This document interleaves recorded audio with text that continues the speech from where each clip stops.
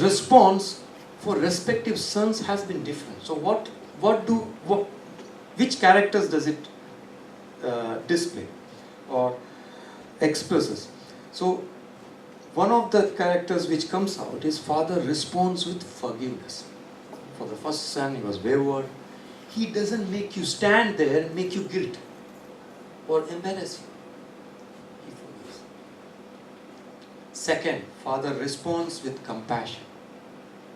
He understands the pain of respective children. He doesn't become angry or rigid on them. Third, father responds with grace rather than how dare you ask me that. There is a grace. Fourthly, father responds with comfort. All I have is yours. Be at peace. So we have tried to see who, what and where all could get lost in this chapter. But God knows it is not abnormal to get lost for humans. Which brings me to the conclusion with four thoughts from the parables. Point number one.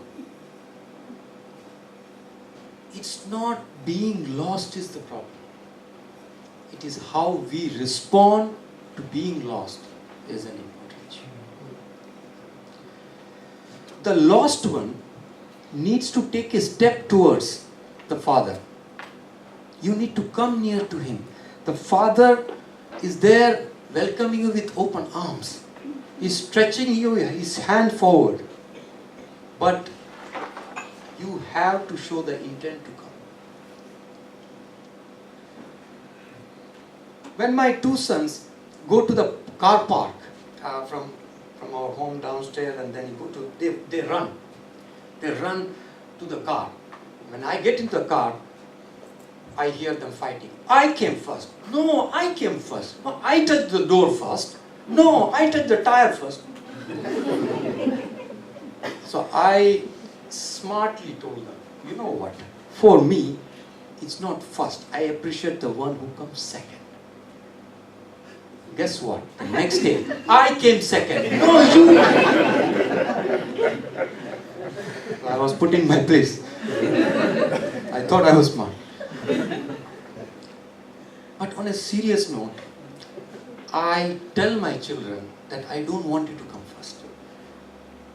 In the school, if it's athletics, you come second, third, fourth, don't come last. But I don't want him to come first. The intent which I am trying to tell them is, I want them to know, to cope, to react, how to react when you lose out. From India, when I come back, I know the pressure the parents put on their children is too much, the expectations. Especially when children from different towns, cities, when they come across. They study in a school, and if they are doing well, everybody, the father will proudly say, as my son or my daughter, he is first, he is always first. And the child gets elated. And then society, everybody knows, oh, he is first, he is a topper. But when they go to the other cities for furthest, then people from all other areas come, the competitions are high, the stakes are high. And then, if you are not able to cope up with, the children doesn't know how to deal with it. There are times children go back to shock. They don't know how to show face to their families, to their societies, because they all thought, I am a big topper and I am struggling. And I don't want to go to the extent, but there has been very extreme steps taken by children. The point which I was trying to make is, we need to know how to react when we lose. One more story I would like to put across to put this point. You might have heard this story, but still it gels well with the point which I am trying to put across. There was a barber and a pastor. The story about the pastor went to the barber for getting a shave. And as usual, he went and he spread the good news with the barber. After a nice shave, the barber said, "You know what? I appreciate what you said, but I don't believe God exists." "Why do you say so?" "If God is there, why would there be so many people who are sick, who are poor, who are lost?" The pastor was taken aback. He didn't say much thing. He stepped out the shop, looked around, and something clicked. He went inside. The barber said, did you leave anything here?" "No. You know what? In this city, there are no barbers." "What? Are you joking, sir? I just gave you a nice shave."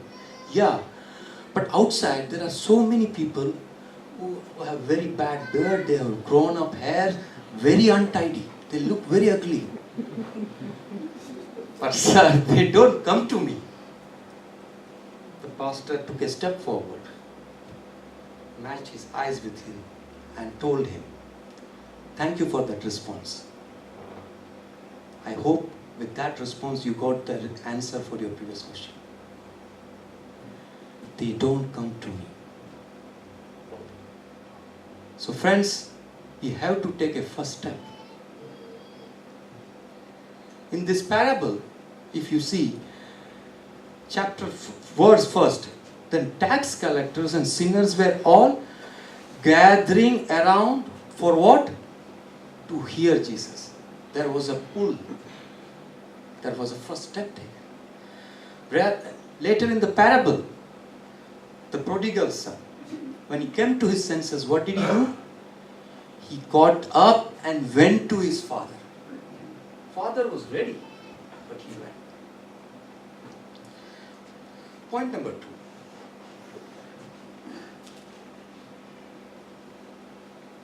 We need to keep a perspective of your situation rather than what. So when lost, you need to keep a perspective of situation rather than thinking on what others are receiving. How often, as I said, our children accuse us of being unfair, of favoring one child or another. What our children don't understand is that until they are older, or sometimes they never understand, is that parents who love their children understands the specific needs for respective children for respective time. I understood many things which I didn't understand. I understood many things when I became a parent, which I didn't understand when I was a child, when I was a son or a sibling. In the parable, when the elder son felt being unfairly treated, the father tried to comfort him and tried to explain to him, but not sure if elder son understood. But father then provided respective needs to respective sons. It may not seem fair to each other.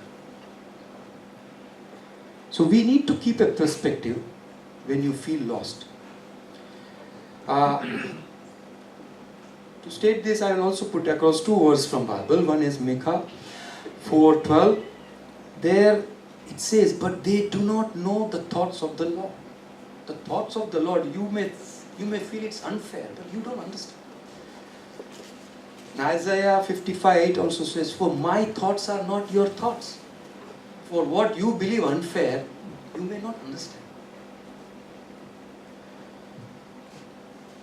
Point number 3. Cherish others' joy. Once a group of 60 to 100 people went for a seminar. In that seminar, the speaker told an exercise to do. What they did is they gave each of the members one balloon. The balloon was printed happiness. So this is your happiness balloon. This is yours. And then they gave them a marker. They told them, in each of your happiness balloon which you have got,